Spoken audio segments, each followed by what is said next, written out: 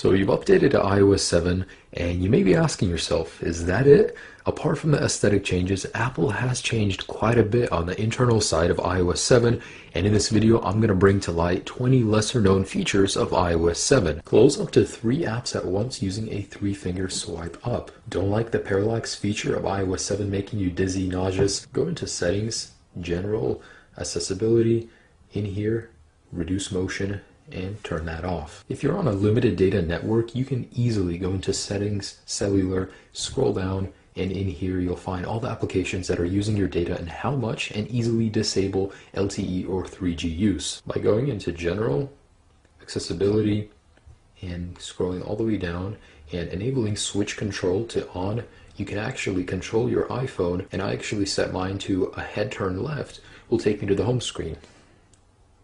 And there you go.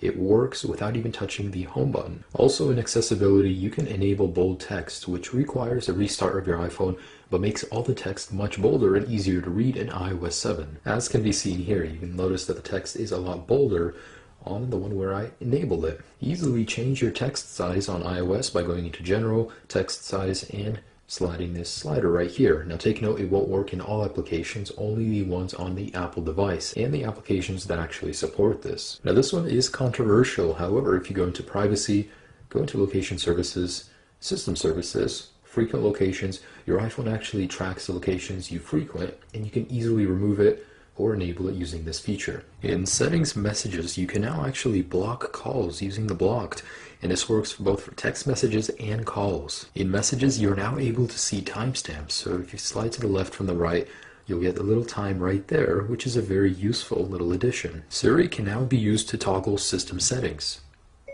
Siri, enable Bluetooth. Okay, I turned on Bluetooth. The edge of the screen can now be used as a back button, so if you swipe from the edge of the screen, you can actually go back. Now this is supported in all system-wide applications and some third-party applications as well. Swipe over the new Compass application and you'll be greeted with a level which is amazingly accurate, works very well, and can be used 2 ways. So you can use it as a surface level this way.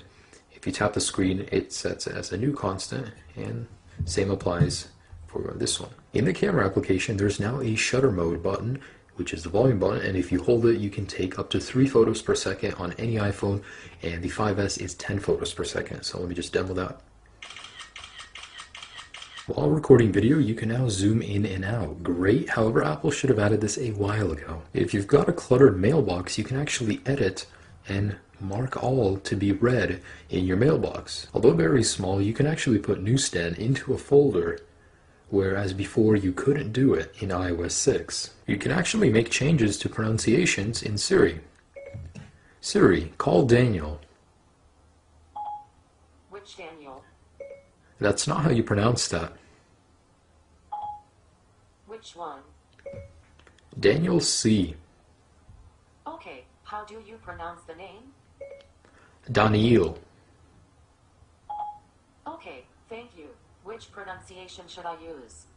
Daniel, Daniel, Daniel. Using FaceTime, you can actually make audio calls now, and I've heard the quality is much better without actually using your minutes. In the passcode lock settings, you're actually given an option to delete all the data on the iPhone after 10 failed passcode attempts. And lastly, my favorite in sounds, if you go into ringtone vibration, you can make a custom vibration.